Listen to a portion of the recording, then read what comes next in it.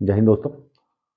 और आधुनिक भारत की सीरीज में आज की जो हमारी क्लास है वो है भारत में पुर्तगाली कंपनी का आगमन। तो पिछली क्लास में हमने देखा था कि किस प्रकार से पुर्तगाल से एक जो व्यापारी चला था जिसका नाम था वास्को डी गामा। 1497 ईस्वी में वास्को डी गामा पुर्तगाल से निकला और यहाँ केप ऑफ गुड होप से होते हुए 1498 ईस्वी में वो भारत के मालाबार तट पर पहुंचा। मालाबार तट पर जिस स्थान पर वो पहुंचा था उसका नाम था, मालाबार तट पर स्थित एक स्थान है उसका नाम है कालीकट,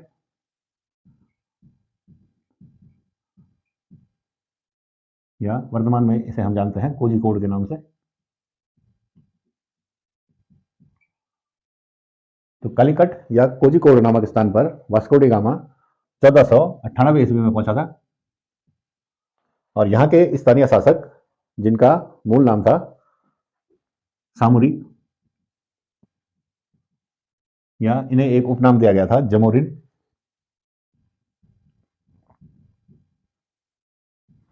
इन्होंने इसे वास्को डी गामा का स्वागत किया और 3 महीने रहने के बाद वास्को डी गामा पुर्तगाल वापस लौट गया था, जहां की इसको सारा सामान हटाने के बाद 60% का इसको मुनाफा हुआ था। यहां तक हम पिछली क्लास में देख ही चुके थे। अब इसके बाद जब 1498 में वास्को डी गामा वापस आया और यहाँ पुर्तगाल और इन अन्य यूरोपीय क्षेत्रों में ये खबर चली कि भारत की खोज कर ली गई है और वास्को डी गामा जो है कि भारत से सफलतापूर्वक वापस आ चुके हैं। तो यहाँ पुर्तगाल के क्षेत्र में एक कंपनी की स्थापना की जाती है भारतीय क्षेत्र में व्यापार करने के लिए।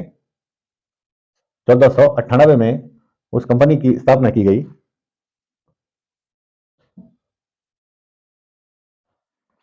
1498 में यहाँ पुर्तगाल में एक कंपनी की स्थापना की गई जिसका नाम था एस्तादो द इंडिया। कंपनी का नाम एस्तादो द इंडिया था।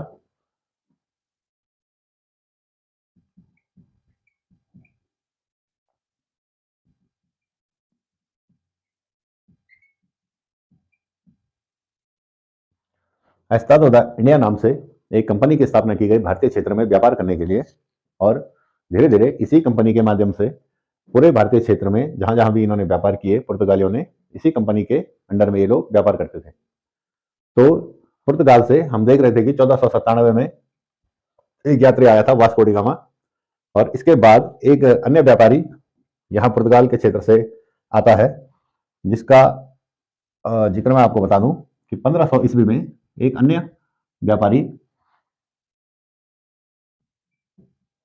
यूरोप के क्षेत्र से निकला जिसका नाम था पेड्रो अल्वरेज। तो यहां से 1500 ईस्वी में एक अन्य व्यापारी आया था जिसका नाम था पेड्रो अल्वरेज। ये भी भारतीय क्षेत्र में व्यापार के लिए आया था, पेड्रो अल्वरेज।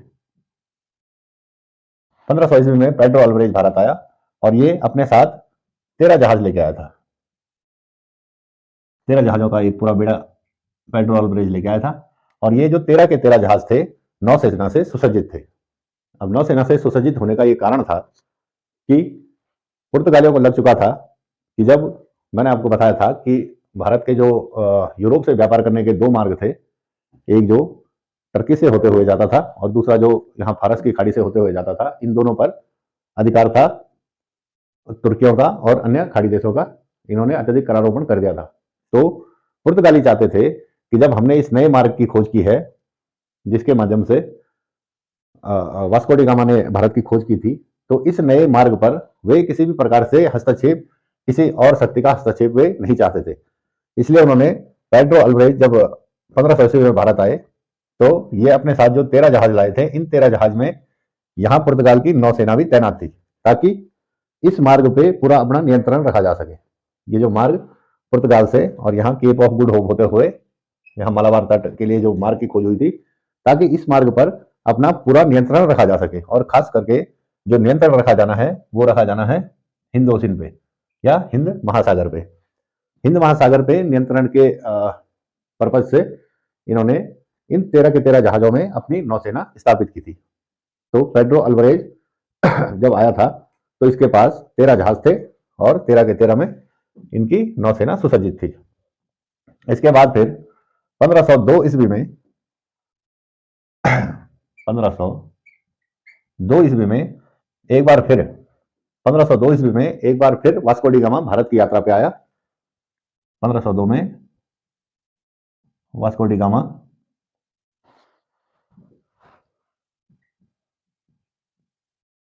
1502 में एक बार फिर वास्को डी गामा भारत की यात्रा पे आया, और जब ये भारत की यात्रा पे आया तो यहां हिंद महासागर में इसकी अरबों से भी कई बार झड़पें हुई, जिससे कि इनका हिंद महासागर में प्रभुत्व धीरे धीरे स्थापित होना प्रारंभ हो गया था। एस्तादो द इंडिया के बारे में हम बात कर रहे थे, जो कि पुर्तगाल से एक कंपनी स्थापित की गई थी भारतीय क्षेत्रों में व्यापार करने के लिए, एस्तादो द इंडिया नाम से। तो इसकी स्थापना 1498 ईस्वी में की गई थी। तो ये 2-3 फैक्ट हमने देखे। अब हम समझेंगे कि ये जो कंपनी एस्तादो द इंडिया, जो कि भारतीय क्षेत्र में व्यापार करने के लिए स्थापित की गई थी, इसके प्रमुख उद्देश्य अन्य क्या क्या थे। व्यापार करना तो इसका एक उद्देश्य था ही, इसके अलावा इसके एक दो उद्देश्य जो है कि पुर्तगाल के शासक के द्वारा एक दो इसके अन्य उद्देश्य भी रखे गए थे, उन पे हम चर्चा करें। तो जो कंपनी पुर्तगाल के द्वारा स्थापित की गई थी, एस्तादो द इंडिया, इसके प्रमुख उद्देश्यों की यदि बात की जाए तो इसके प्रमुख उद्देश्य जो थे उनमें से एक प्रथम उद्देश्य था व्यापार करना, और इसका एक अन्य उद्देश्य था धार्मिक प्रचार करना,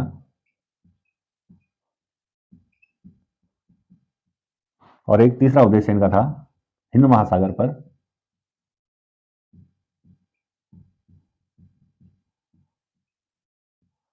अधिकार करना।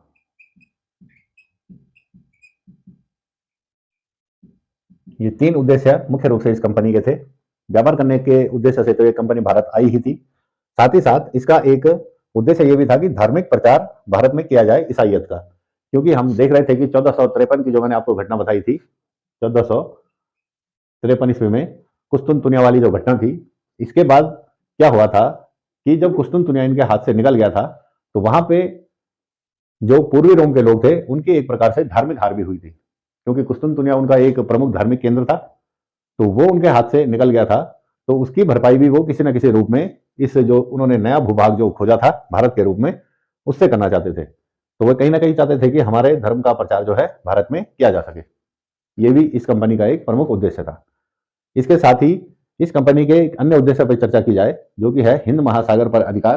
तो इन्हें ये लग चुका था कि यदि हिंद महासागर पर हमारा अधिकार रहेगा तो हिंद महासागर के जरिए जितना भी व्यापार यूरोप से अब किया जाएगा, क्योंकि ये मार्ग जो हमने खोजा है, इस मार्ग से जितना भी व्यापार अब यूरोपीय क्षेत्र से किया जाएगा उस पर हमारा नियंत्रण रहेगा और एक अधिकार इस पर हमारा स्थापित हो पाएगा।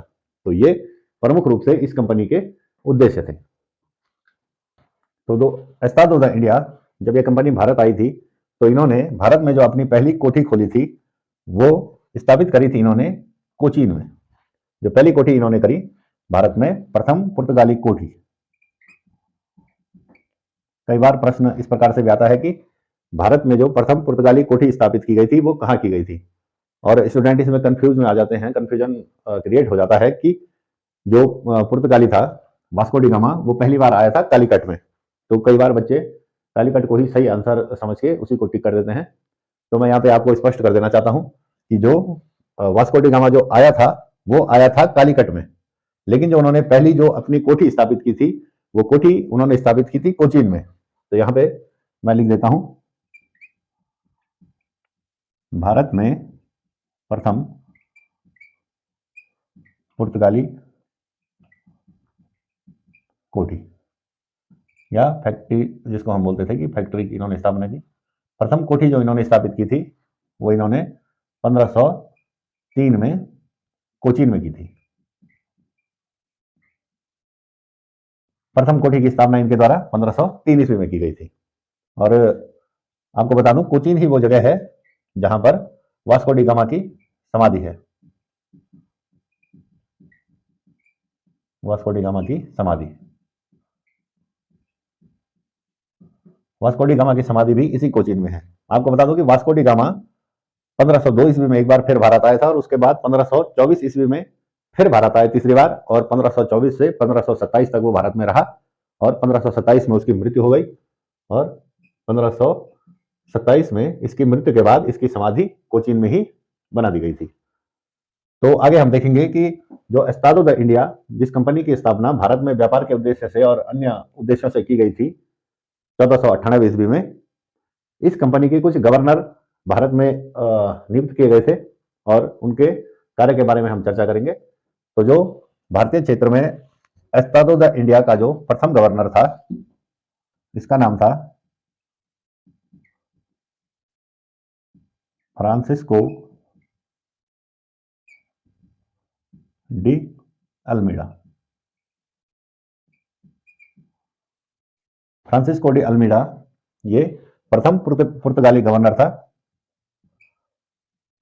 प्रथम पुर्तगाली गवर्नर, और इसका कार्यकाल जो है 1505 से और 1509 ईस्वी तक है। 1505 से और 1509 ईस्वी तक इनका कार्यकाल रहा। इनके प्रमुख कार्यों पे यदि चर्चा की जाए तो इन्होंने जो प्रमुख कार्य किए थे, इनके कार्यों में एक बहुत ही महत्वपूर्ण कार्य जो कि अक्सर एग्जाम में पूछा भी जाता है, उसके बारे में मैं आपको बता दूं, वो था ब्लू वाटर पॉलिसी, या फिर शांत जल की नीति, इसको हम कहते हैं ब्लू वाटर पॉलिसी या शांत जल की नीति, इसे हम कहते हैं।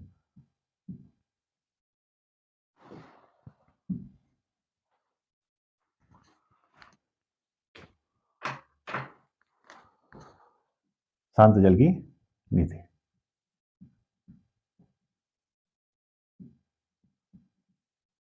अब इस शांत जल की नीति को हम समझें तो ये एक प्रकार से ऐसी व्यवस्था चलाई गई थी शांत जल की नीति कि जिससे कि हिंद महासागर पे पुर्तगालियों का एकाधिकार स्थापित किया जा सके, क्योंकि पुर्तगाली कहीं ना कहीं ये इस बात को जानते थे कि यदि हिंद महासागर पे हमारा कब्जा रहेगा तो हम आसानी से इस क्षेत्र में व्यापार कर सकते हैं और अन्य कंपनियों से भी टैक्स के रूप में हम अपना जो भी कर है वो वसूल सकते हैं। तो शांत जल की नीति के लिए जाने जाते हैं फ्रांसिस्को डी अल्मीडा, और इस फ्रांसिस्को डी अल्मीडा के काल में ये जो हिंद महासागर है इसे पुर्तगाली सागर कहा जाने लगा था। पुर्तगाली सागर। कई बार ये प्रश्न बनता है कि हिंद महासागर को किसके कार्यकाल में पुर्तगाली सागर कहा जाने लगा था, तो वो थे फ्रांसिस्को डी अल्मीडा। इनके एक आध कार्य और हैं, उनको भी हम देख लेते हैं। इन्होंने गुजरात के स्थानीय शासक और टर्की के शासक और इनके साथ में मिस्र के शासक, इन तीनों की संयुक्त सेना को हिंद महासागर में इन्होंने युद्ध में परास्त किया। ये इनके प्रमुख कार्य थे, इसीलिए ये जाने भी जाते हैं खासतौर पे ब्लू वाटर पॉलिसी या शांत जल की नीति के लिए जाने जाते हैं Francisco de Almeida. Francisco de Almeida के बाद एस्टाडो द इंडिया के जो अगले गवर्नर आते हैं, इनका नाम है अल्फांसो दे अल्बुकर्क। तो अल्फांसो दे अल्बुकर्क के बारे में हम थोड़ा देख लें यहाँ पे।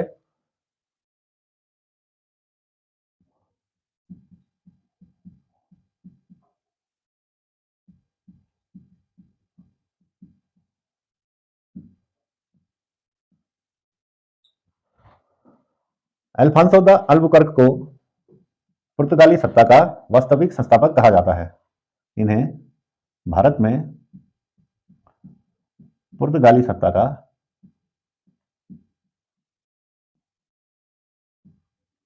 वास्तविक संस्थापक कहा जाता है।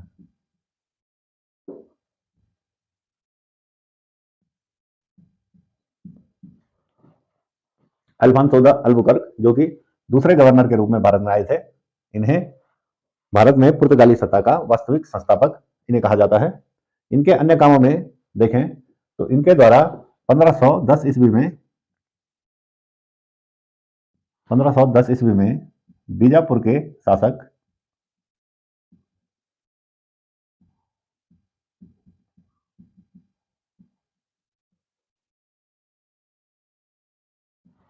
बीजापुर के उस समय के शासक थे यूसुफ अली आदिल शाह। तो 1510 में इन्होंने बीजापुर के शासक यूसुफ अली आदिल शाह से गोवा को विजित किया, गोवा को विजित। तो यहां पे हम देख रहे हैं कि जो दूसरे ही इनके गवर्नर आए थे अल्फांसो डी अल्बुकर्क, इन्होंने 1510 ईस्वी में यहाँ स्थानीय शासक जो थे बीजापुर के यूसुफ अली आदिल शाह, इनसे इन्होंने गोवा को विजिट कर दिया। और हम जानते हैं कि गोवा, इस क्षेत्र में गोवा 1961 तक भी, आजादी के बाद भी पुर्तगालियों के कब्जे में रहा था। तो उसे जीता गया था 1510 ईस्वी में। गोवा पहला एक क्षेत्र है जिसको कि पुर्तगालियों ने विजय किया था, भारतीय क्षेत्र। तो इस प्रकार से भी कई बार आ जाता है प्रश्न कि पुर्तगालियों का प्रथम कौन सा क्षेत्र था जो कि उनके द्वारा विजित किया गया, तो वो था गोवा। अल्फांसो द अल्बुकर्क के एक अन्य कार्य पे बात की जाए तो इनके द्वारा एक विवाह नीति भारत में चलाई गई, जिसके लिए ये काफी विख्यात माने जाते हैं। विवाह नीति, विवाह नीति में इस प्रकार से था कि इन्होंने एक नीति चलाई जिसमें कि इन्होंने प्रोत्साहन दिया कि जितने भी पुर्तगाली नागरिक हैं वे भारतीय महिलाओं से विवाह करें, और खासकर उन महिलाओं से विवाह करें जिनके की पति गुजर चुके हैं, और मतलब कि जो विधवा के रूप में जीवन व्यतीत कर रही है, उनसे विवाह किया जाए तो यहाँ पे हमारी आबादी बढ़ेगी। पुर्तगालियों की एक आबादी के लिए इन्होंने ये कार्य किया था ताकि भारतीय क्षेत्र में पुर्तगालियों की आबादी में कुछ बढ़ोतरी हो सके। इस प्रकार विवाह नीति के लिए भी ये जाने जाते हैं, और ये विवाह नीति जो है एक प्रकार से इसको सती प्रथा की रोकथाम के रूप में भी देखा जाता है। इनके एक अन्य कार्य की बात की जाए तो इन्होंने यहाँ इंडोनेशिया के पास में मलाया मलाया जल संधि पर भी इन्होंने अपना कब्जा स्थापित किया। 1511 ईस्वी में मलाया जल संधि,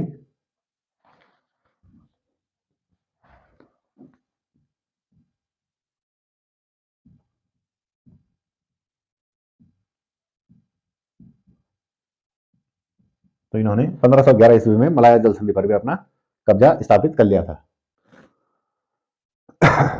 1511 में मलाया जल संधि पर अधिकार के बाद इनके द्वारा 1515 ईस्वी में हारमुज की जल संधि पर भी अधिकार किया गया। हारमुज की जल संधि जो कि यहाँ फारस की खाड़ी में स्थित थी, 1515 में हारमुज की जल संधि पर भी इनका कब्जा हुआ। हारमुज जल संधि पर कब्जा। तो इतने ये प्रमुख कार्य जो थे अल्फांसो द अल्बुकर्क के द्वारा किए गए। इन्हें की पुर्तगाली सत्ता का वास्तविक संस्थापक कहा जाता है। दूसरे गवर्नर ये थे, इनका कार्यकाल 1509 ईस्वी से प्रारंभ हुआ था। एक अन्य पुर्तगाली गवर्नर की बात करें तो इनका नाम नीनो डी कुन्हा,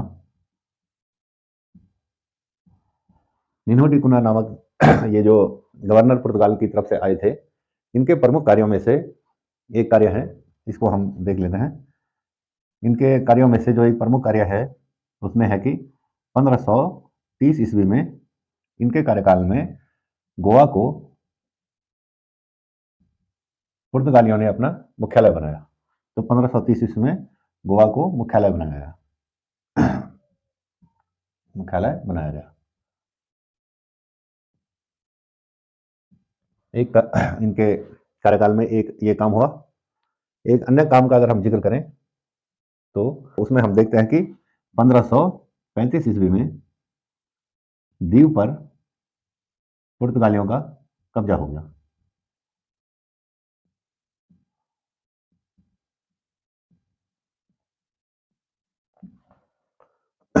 और बाद में आगे चल के दीव पर इनका कब्जा जो हुआ 1535 ईस्वी में हुआ। और यहीं पे आप नोट कर लीजिए कि जो दमन है, दमन यहाँ गुजरात के पास, मुंबई के पास ये दो द्वीप हैं, दमन और दीव। तो दमन पर जो इनका कब्जा हुआ, दमन पर इनका कब्जा हुआ 1559 में। इस प्रकार से इनके कार्यकाल में एक मुख्य कार्य जो किया गया वो किया गया था कि गोवा को इन्होंने अपने मुख्यालय के रूप में स्थापित किया था। जबकि गोवा हम पिछले उसमें बता चुके हैं कि गोवा को किसने जीता था। तो गोवा को जो जीता था वो अल्फांसो दी अल्बुकर्क ने जीता था, आदिल शाह, यूसुफ अली आदिल शाह से। एक अन्य गवर्नर का हम यहाँ पे जिक्र करेंगे जिनका नाम है अल्फांसो डी सूजा। अल्फांसो डी सूजा के कार्यकाल में एक महत्वपूर्ण घटना इनके कार्यकाल में हुई थी कि जो ईसाइयत के धर्मगुरु थे सेंट जेवियर, वे इन्हीं गवर्नर के कार्यकाल में भारत की यात्रा पर आए थे अपने ईसाई धर्म के प्रचार के लिए। अल्फांसो डी सूजा के कार्यकाल में ईसाइयत के धर्मगुरु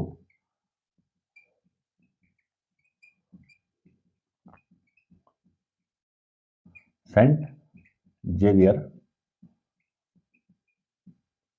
भारत आए थे। सेंट जेवियर भारत आए थे। इनको भारत भेजने के पीछे जो दो महत्वपूर्ण व्यक्तियों के नाम लिए जाते हैं, इसमें एक व्यक्ति जो पुर्तगाल के शासक थे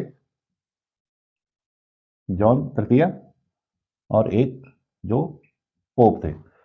इन दोनों व्यक्तियों को सेंट जेवियर को भारत भेजने के पीछे बताया जाता है कि इन दोनों ने ही उन्हें भारत भेजा था ईसाइयत के प्रचार के लिए।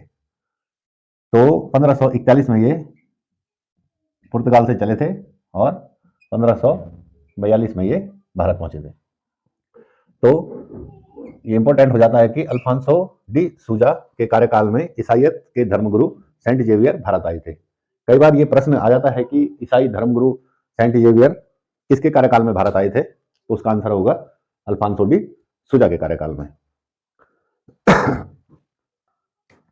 इसके साथ ही अगर हम पुर्तगालियों की कार्यप्रणाली पर चर्चा करें,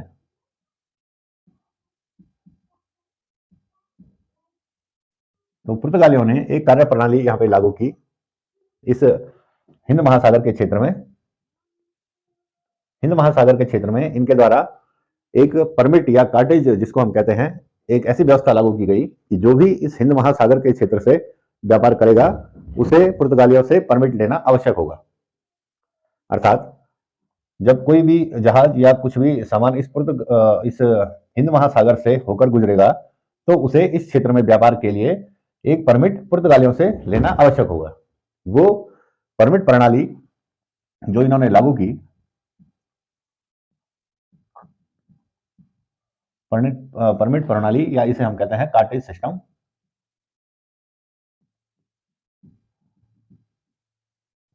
इस कार्टेज सिस्टम के द्वारा इन्होंने हिंद महासागर में व्यापार करने वाले जितने भी जहाज या जो भी व्यापारी हिंद महासागर के माध्यम से व्यापार करते थे उन्हें ये एक परमिट जारी करते थे। उस परमिट में यह होता था कि अब आपके सामान की सुरक्षा जो है यहाँ समुद्री लुटेरों से पुर्तगाल की नौसेना करेगी। ये इस परमिट का जो खास मतलब था। और अगर देखा जाए तो इसके पीछे इतिहासकार कारण बताते हैं कि जो ये कार्टेज प्रणाली और ये समुद्री लुटेरों वाली बात थी, खास तौर पे ये खुद ही यहाँ आने वाले जहाजों से लूटपाट किया करते थे। और क्योंकि अगर हम वैसे भी देखें सामान्यतः अगर किसी जहाज को कोई लुटेरे लूटते हैं तो वो परमिट तो देखेंगे नहीं, है ना। ये तो है नहीं कि आपके पास परमिट है तो आप चले जाओ और आपके पास परमिट नहीं है तो हम आपको लूटेंगे। तो इनका क्या था कि ये परमिट भी खुद ही जारी करते थे और किसी न किसी रूप में हस्तक्षेप भी यहाँ पे जो मालवाहक जो जहाज होते थे उनके साथ खुद ही ये हस्तक्षेप भी किया करते थे।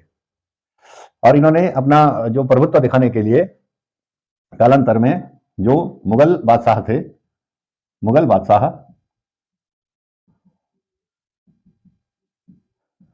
बादशाहों से भी इन्होंने ये परमिट अनिवार्य कर दिया था कि अगर मुगलों के भी कुछ जहाज या कुछ भी इस क्षेत्र से होकर गुजरेंगे, इस क्षेत्र से होकर यदि कोई जहाज गुजरते हैं तो उन्हें भी परमिट लेने की आवश्यकता थी। जबकि उन्हें ये परमिट जो है मुगल के जो जहाज थे उन्हें ये परमिट निःशुल्क दिया जाता था। ये परमिट निःशुल्क दिया जाता था, लेकिन उन्हें अपना प्रभुत्व दिखाने का एक अवसर यहाँ पे मिल जाता था कि अन्य लोगों से भी वे इस बात को मनवा लेते थे कि जब मुगल भी हमसे परमिट ले रहे हैं तो आपको भी परमिट लेना आवश्यक होगा। तो इस प्रकार के कुछ इनकी कार्यप्रणाली थी हिंद महासागर में। इसके साथ ही अगर हम देखें पुर्तगालियों की भारत में कुछ देन भी हैं, उन पर भी चर्चा करते हैं और वो भी कई बार एग्जाम में आ जाता है कि ये चीज किसकी देन है, पुर्तगालियों की या अंग्रेजों की या किसी अन्य की, फ्रांसीसियों इत्यादि की। तो इन चीजों पर चर्चा कर ली जाए तो जो पुर्तगाली जो जो चीजें लेके भारत आए थे उनके बारे में थोड़ा सा यहाँ पे चर्चा कर ली जाए। तो इसे हम कहेंगे पुर्तगालियों की देन। अब पुर्तगालियों की देन क्या क्या थी? एक तो जो इन्होंने महत्वपूर्ण कार्य किया था भारतीय क्षेत्र में, वो इन्होंने किया था प्रिंटिंग प्रेस की स्थापना। गोवा में 1556 ईस्वी में एक प्रिंटिंग प्रेस की स्थापना की। प्रेस, ये इनकी एक मुख्य देन थी कि 1556 ईस्वी में गोवा में एक प्रिंटिंग प्रेस की स्थापना की।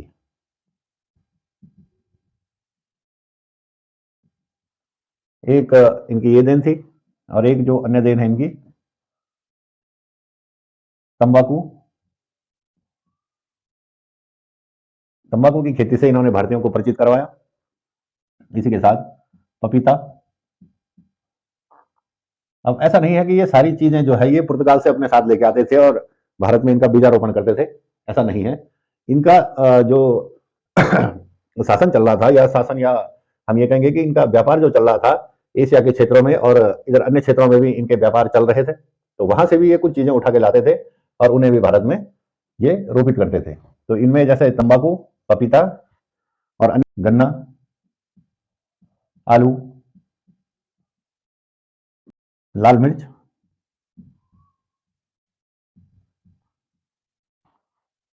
तो इन चीजों का बीजारोपण इन्होंने भारत में करवाया था। इसके साथ ही इन्होंने भवन निर्माण की एक शैली भी भारत में कई भवन इन्होंने उस शैली में स्थापित किए थे। भवन निर्माण की शैली, भवन निर्माण की गॉथिक शैली।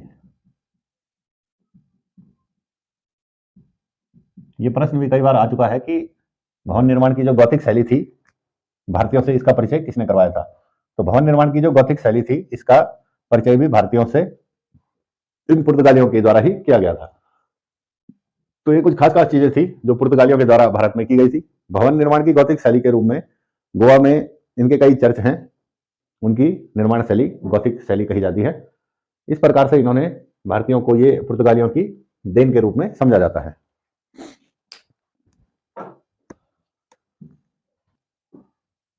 1598 ईस्वी में हुई थी, 1598 ईस्वी में जिस कंपनी की स्थापना हुई थी, इसके भारतीय क्षेत्रों में पतन के जो प्रमुख कारण रहे हैं, इन कारणों पर एक थोड़ा दृष्टि डाली जाए तो इन कारणों में से कुछ एक कारण है जो प्रमुखतया जिम्मेवार साबित होते हैं।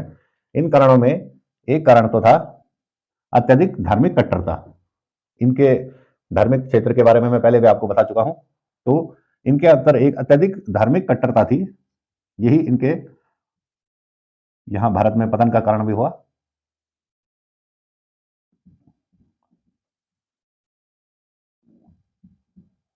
अत्यधिक धार्मिक कट्टरता ये एक कारण है।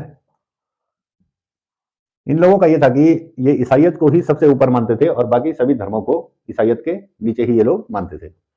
एक कारण ये हो गया। एक अन्य कारण की यदि चर्चा करें तो स्पेन का पुर्तगाल पर कब्जा,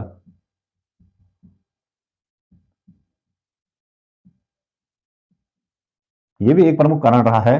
पुर्तगाल की जो विकास की रफ्तार जो पुर्तगाल ने भारत में पकड़ी हुई थी, उसके अन्य कारण की हम यहाँ पे चर्चा करें तो पुर्तगाल का जो अन्य यूरोपीय कंपनियां आई, उनसे इनकी कड़ी प्रतिद्वंदिता चली, जिसके कारण भी इनके विकास की गति जो है वो शिथिल हो गई थी। तो अन्य यूरोपीय कंपनियों से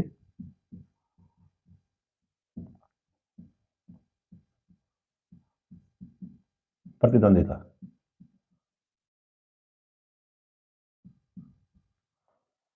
तो एक ये भी प्रमुख कारण है इनका कि अन्य यूरोपीय कंपनियां जब इनके बाद भारत में आई, क्योंकि हम देख रहे थे कि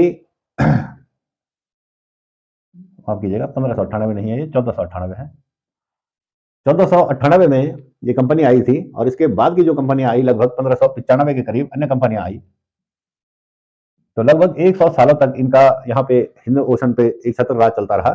उसके बाद अन्य कंपनियां आई, उन कंपनियों ने इनको कड़ी प्रतिद्वंदिता दी और जिस कारण से इनके विकास की गति भारत में शिथिल होती गई। फिलहाल पुर्तगाली जो कंपनी थी एस्तादो द इंडिया, इसके विषय में अभी हम इतना ही जानते हैं और अब अगली क्लास में हम पढ़ेंगे किस प्रकार से डचों की जो कंपनी थी वो भारत में आई और उसने किस प्रकार से भारतीय समाज पर प्रभाव डाले। तो मिलते हैं अगली क्लास में, तब तक के लिए धन्यवाद।